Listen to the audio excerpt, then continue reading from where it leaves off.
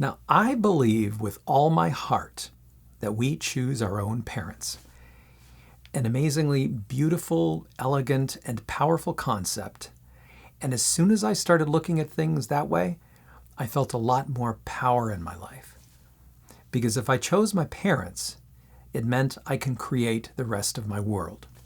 So, if you want to see how all of that came about and what it all means, stick around. I'm Michael Kowal, and welcome to my world. Now, this episode is about freedom. The freedom that comes from shifting your beliefs to understand that you choose your own parents. Now, this is actually the first in a 3-part series on You Choose Your Own Parents. And this first episode is about realizing that once you understand that we do choose our parents, there's this sense of freedom that comes from that. Because if we chose our parents, it means we chose this place. And if we chose this place, it means we have a lot more power to create the rest of our world. You'll never think of yourself as a victim again, ever, because you're free. The second episode, which is next week, is about growing and how we grow in this life as a result of that choice of choosing our parents. And the third episode is about how it all comes together using focus to create the life that you want. Now, here's the basics of kind of like a lot of what I believe to kind of frame everything up, So we choose our own parents, and because of that, it follows that we choose to be born. And like I said in the Life is a Video Game episode, we come here to play. And what do we play at? Well, we play at creating the world that we want. And it's all that simple, and yes, it's all that fun. I must have first heard about the concept that we choose our own parents about 30 years ago. But then I saw that Edgar Cayce also talked about it, and it's all over the Seth material. But for me, I just thought it was brilliant, and that it made so much sense. And why, you may ask? Well, because it put the power back where it belonged, with us. And I always felt that I could create the world that I wanted. And I don't know why, but I just felt it to the core of my being. Now, the opposite of that, of course, is I can't create the world that I want. And I'm at the mercy of what? Everyone else, everything else? I just never believed that. But I have to admit, in my day-to-day life, like every day when I go along, I do forget it. And I get pulled into, I can't believe this person did this to me, or I can't believe that happened to me.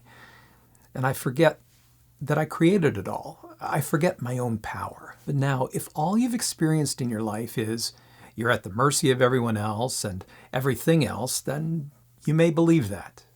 But I'm here to remind you that you have power, your own power, that you're free and that you're not a victim.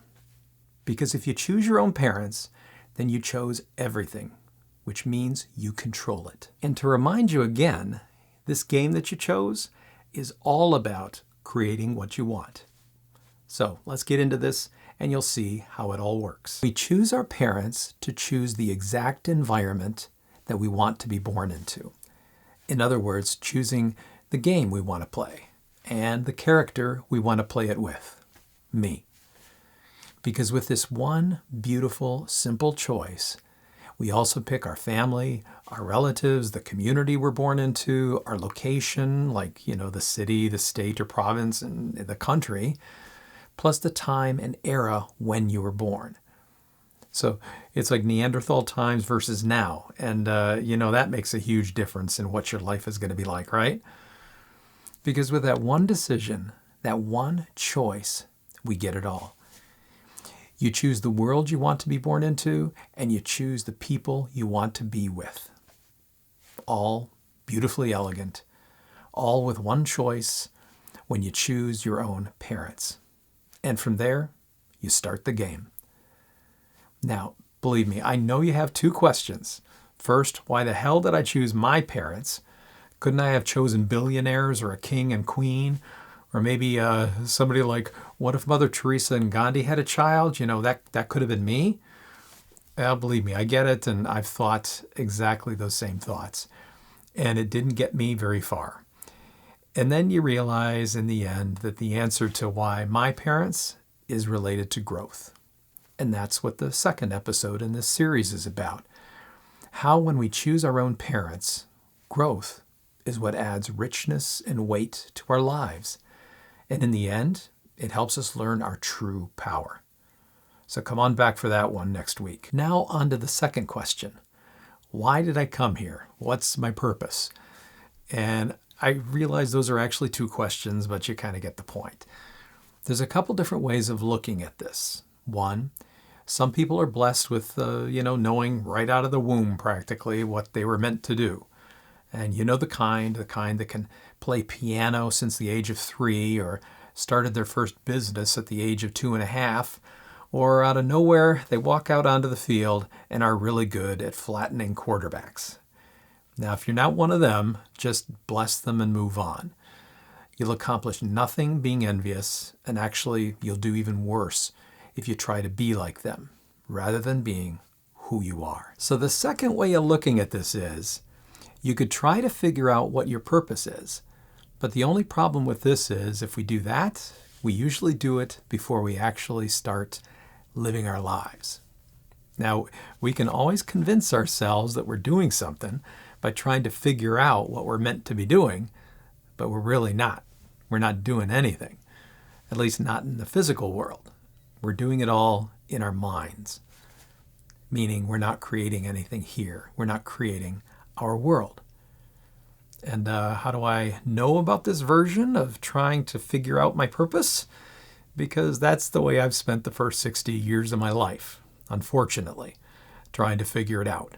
And I guess it's not that bad, though, because I ended up learning a lot along the way about myself and how I do things and how I can do things better, which, of course, led to this channel.